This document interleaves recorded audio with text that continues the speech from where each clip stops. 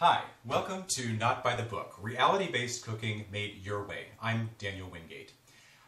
I don't know that you can see outside here, but in Seattle it is cold right now, it is wet, it is rainy, it's fall.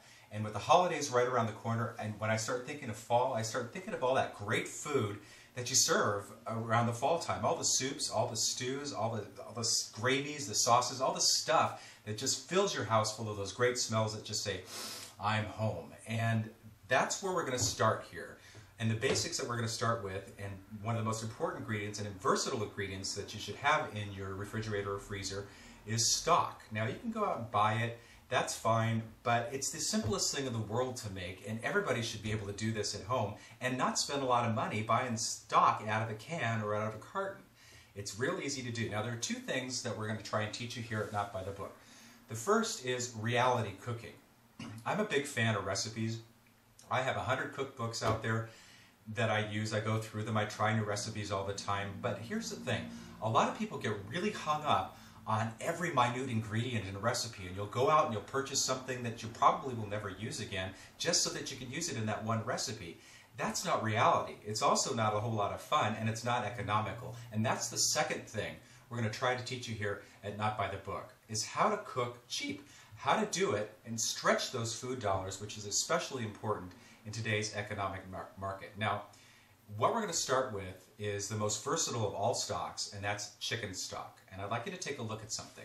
Take a look. Now, I bought this chicken at the store on sale for $3.10. We got to get a couple of meals out of this chicken, but what's left from that chicken are the bones, and most people will take those bones and throw them right into the trash. I am not one of those people, and neither should you be either. That's going to be the basis of our chicken stock right there. Now, we go through a lot of chickens at our house, so we tend to just save those bones. We'll take a Ziploc bag, fill it up with the bones, throw it in the freezer, and just leave it there until we're ready to make stock out of it. Don't throw that stuff away. That stuff is gold. That's where you're going to start stretching that dollar, and you're going to come out with your homemade chicken stock based on the bones that you're going to get out of this chicken. 3 meals plus the bones that are going to stretch that out. Do the math, it makes sense. Now you can go out and purchase this. I purchased this box of chicken stock or chicken broth for $2.50 on sale. Okay, $2.50, $3.10. The other thing I'd like you to take a note and take a look at is this says 33% less sodium. And if you take a look at the ingredients in this chicken stock, it says chicken stock and the next ingredient is salt. That's not good. We don't want all that stuff when we can be doing this ourselves for pennies on the dollar here. The other thing we save around our house is just the kitchen scraps, the leftover bits of stuff that we probably won't use for anything. Here I've got like the top of an onion. I'm probably not going to use that. The skins. I've got garlic that's starting to grow. I probably won't use it for anything. And these little stringy pieces of garlic that you can't use for anything anyway, don't throw it away. Most people take this and throw it right in the trash, and what you're doing is throwing away money right into the trash can. Give it to me if you want to get rid of it. The other thing that I save, we used rosemary for something the other night. I've got this one little piece. Don't throw it away. Throw it in a Ziploc bag and save it in your freezer until you're ready to make stock.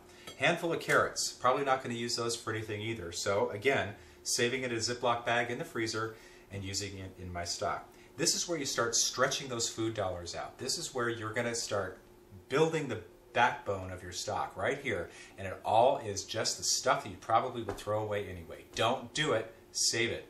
I'll show you in just a second how we're going to do this. Okay, so let's get to this, shall we?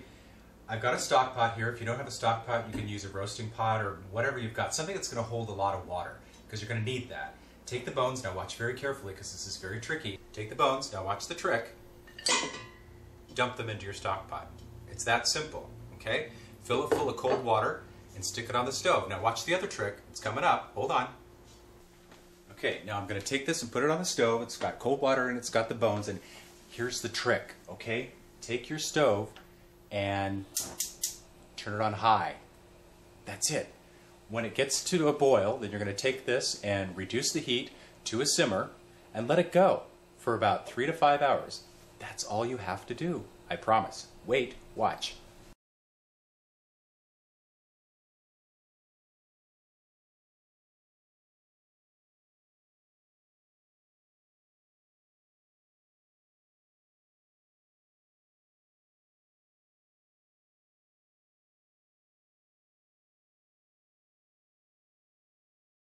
We've let this go for another couple of hours after adding the vegetables to it.